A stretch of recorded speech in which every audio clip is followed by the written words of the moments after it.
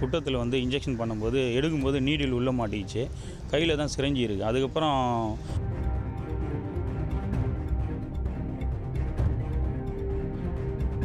அவங்கள வந்து நடந்தது உண்மைதான் ஒத்துக்கினாங்க, நர்ஸும் ஒத்துக்கினாங்க, டாக்டரும் ஒத்துக்கினாங்க. ஆனால் இது வரையும் சிஎஸ்ஆர் லெவலில் தான் இருக்குது, எஃப்ஐஆர் பண்ணவே இல்லை சார். சார் என் பேர் லோகச்சந்தர். என் பையன் சூரிய பிரகாஷ்ன்றவன் 10ஆம் தேதி வந்து மாடியில் படி ஏறும்போது இரும்பு ஸ்க்ராட்ச் ஆகிடுச்சு சார். அதுக்கு வந்து இது இன்ஜெக்ஷன் போடுறதுக்காக போயிருக்கேன் ஹாஸ்பிட்டலுக்கு பார்க்கறதுக்கு. அப்போ ராஜம் நர்சிங்கம் எங்கள் வீடு பின்னாடி தெருவிலே இருக்குது, சத்யாநகர் பாடியில்.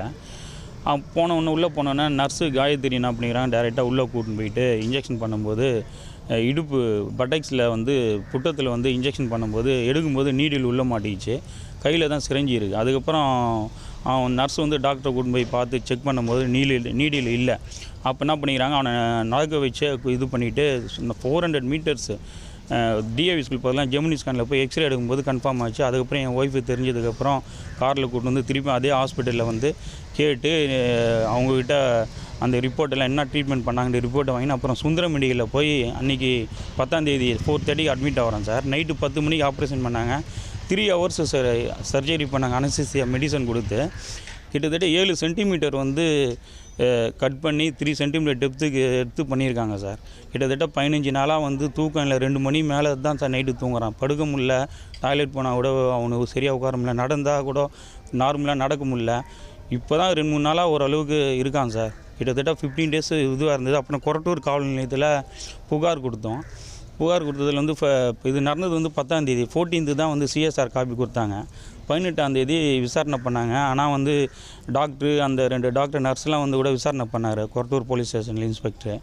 அவங்கள வந்து நடந்தது உண்மைதான் ஒத்துக்கினாங்க, நர்ஸும் ஒத்துக்கினாங்க, டாக்டரும் ஒத்துக்கினாங்க.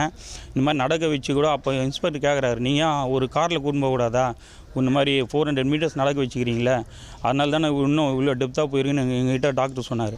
அதுவும் கேட்டுக்கிறேன், அதுவும் ஒத்துக்கினாங்க. என்கிட்ட கார் இருந்தது சார், ஆனால் நாங்கள் கூட்டின்னு போகலன்னு ஒத்துக்கிறாங்க. அந்த நர்ஸும் ஒத்துக்கினாங்க. ஆனால் வந்து நான் கொடுத்த கம்ப்ளைண்ட்டுக்கு எஃப்ஐஆர் போடல சார்.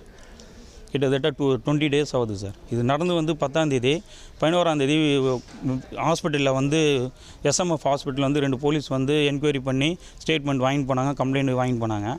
14th சிஎஸ்ஆர் கொடுத்தாங்க, 18th என்கொயரி பண்ணாங்க நர்ஸு எல்லோரையும் கூப்பிட்டு. ஆனால் இது வரையும் சிஎஸ்ஆர் லெவலில் தான் இருக்குது, எஃப்ஐஆர் பண்ணவே இல்லை சார். இப்போ எங்கே வந்திருக்கீங்க சார்? இவங்க இப்போ வந்து ஆவடி கமிஷனர் ஆஃபீஸுக்கு வந்து கம்ப்ளைண்ட் கொடுக்க வந்திருக்கேன் சார். கமிஷனர் இது மேலே நடவடிக்கை எடுக்கும் சொல்லி. செய்திகளை உடனுக்குடன் தெரிந்து கொள்ள உடனே சப்ஸ்கிரைப் பண்ணுங்க.